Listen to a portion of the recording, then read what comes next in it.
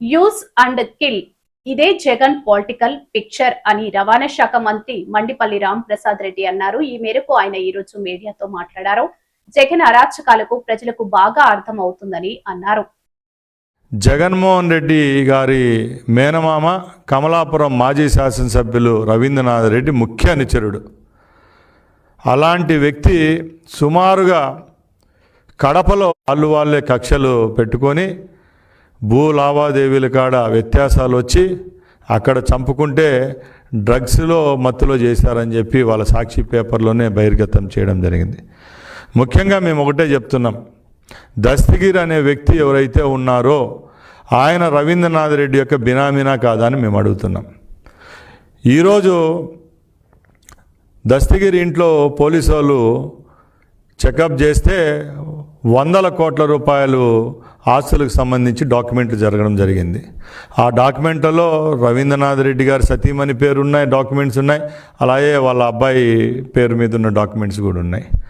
ఇవన్నీ ఇంతగా బహిర్గతమైతా వస్తూ ఉన్నా కూడా నిమ్మక నీరెత్తిన విధంగా ఈరోజు వైసీపీ వాళ్ళు దాన్ని తప్పుదారు పట్టే పరిస్థితిలో ఉన్నారు. ఈ ప్రభుత్వం కూడా ఒక్కొక్కటిగా ఎక్కడ ఇలాంటి తప్పు చేస్తున్నప్పుడు డిపార్ట్మెంట్ కూడా ఎక్కడ వేమరపాటు లేకుండా ఇన్వెస్టిగేషన్ చేస్తూ వచ్చింది.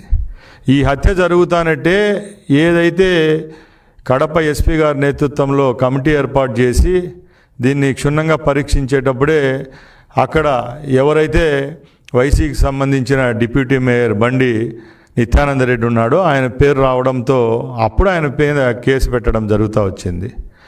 ముఖ్యంగా మేము ఒకటే చెప్తున్నాం, ఈ రోజుకి కూడా ఎక్కడ వాళ్ళు ఉన్న కుట్రపూరిత కోణాలు అయితే ఎక్కడ తప్పడం లేదు. ముఖ్యంగా ఆ రోజు జగన్మోహన్ రెడ్డి ప్రతిపక్ష నాయకుడిగా ఉన్నప్పుడు వివేకానంద రెడ్డిని హత్య చేసింది ఎవరు ఆయన క్షుణ్ణంగా తెలిసినా కూడా ఆ రోజు చంద్రబాబు నాయుడు గారి మీద నెపం జల్లి సాక్షి పేపర్లలో ఇంకా వాళ్ళకు అనుకూలమైన మీడియాల్లో నారాసుర రక్త చరిత్ర అని చెప్పి వాళ్ళు ఒక ట్యాగ్ లైన్ ఇచ్చి ఇప్పుడు ముఖ్యమంత్రి ఆ రోజు ప్రతిపక్ష నాయకుడైన మా నాయకుని మీద బురద చల్లడం జరుగుతూ వచ్చింది.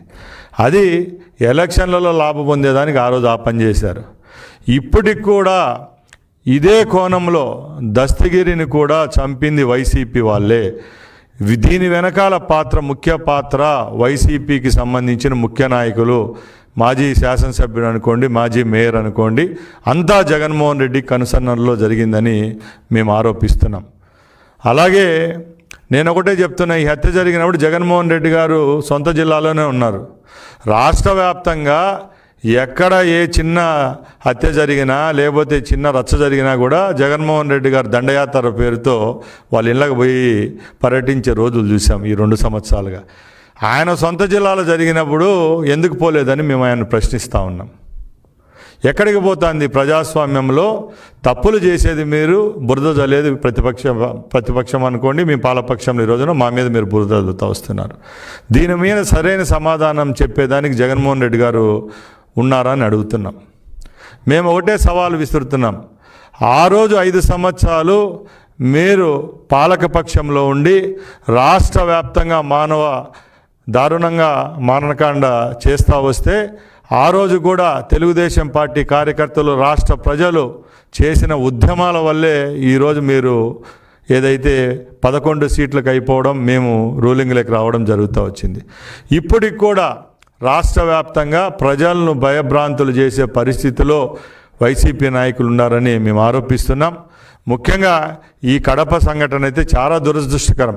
ఎందుకంటే మీరే సంఘ విద్రోహ శక్తులను ప్రోత్సహిస్తారు, మీరే వాళ్ళని పట్టుకొని సెటిల్మెంట్లు చేస్తారు, మీరే వాళ్ళు చనిపోయిన తర్వాత మీరే చంపించి ఎదుటి పార్టీ మీద బురద జల్లే పరిస్థితి ఉంది తప్పక ఎక్కడ మీలో చిత్తశుద్ధి నిజాయితీ లేదని చెప్పి మేము చెప్తా ఉన్నాం. అలాగే ఈ సంఘటన విషయానికి వస్తే దస్తగిరి యొక్క పూర్వాపరాలు తీయండి. ఇప్పుడు ఎక్కడైతే ఒక ప్యాలెస్ కట్టి ఇవ్వడం జరిగింది రవీంద్రనాథ్ రెడ్డి గారికి, ఆ ప్యాలెస్ కూడా ఎక్కడుంది, ఎవరు నిధులతో కట్టించారు, ఏ సెటిల్మెంట్లో వచ్చిన డబ్బు కట్టించారో మీ దగ్గర సమాధానం చెప్పేదానికి ధైర్యం ఉందని మేము అడుగుతున్నాం. ఇదే దస్తగిరి పేరుతో అతను మర్డర్ అయిన తర్వాత సుమారుగా వందలాది కంప్లైంట్లు కడప పోలీస్ స్టేషన్లో వస్తూ ఉన్నాయి. మేము ఒకటే చెప్తున్నాం, ఈ ప్రభుత్వం చిత్తశుద్ధిగా ఇన్వెస్టిగేషన్ చేస్తుంది. దీనికి కారకులైన బామర్దులైనా కానీ వాళ్ళ యొక్క ముఖ్య అనుచరులను ఎవరినైనా కూడా బొక్కలో నుంచి తీసుకొని వచ్చి లోపలేసేదానికి ప్రభుత్వం పనిచేస్తుందని సభాముఖంగా తెలియజేసుకుంటున్నాం. నేర సామ్రాజ్యాలు స్థాపించడం, దాన్ని ముందుకు తీసుకొని పోవడం కేవలం జగన్మోహన్ రెడ్డి గారికే చెల్లుతుందని చెప్పి నేను తెలియజేసుకుంటున్నా. ముఖ్యంగా ఈ సంఘటన జరిగిన తర్వాత కడపలో ఒక భయం అనేది స్టార్ట్ అయింది వైసీపీ వాళ్ళల్లో. మనము తప్పులు చేస్తున్నాం, పోలీసులు ఉదాసీనంగా ఉండేవాళ్ళు గత ప్రభుత్వంలో. ఈ ప్రభుత్వంలో ఈ తప్పు జరిగిన నిమిషాల్లోనే మా స్థానిక పోలీసులు ఎస్పీ స్పందించడంతోనే ఈ కేసు యొక్క పురోగతి చెందుతూ వచ్చింది.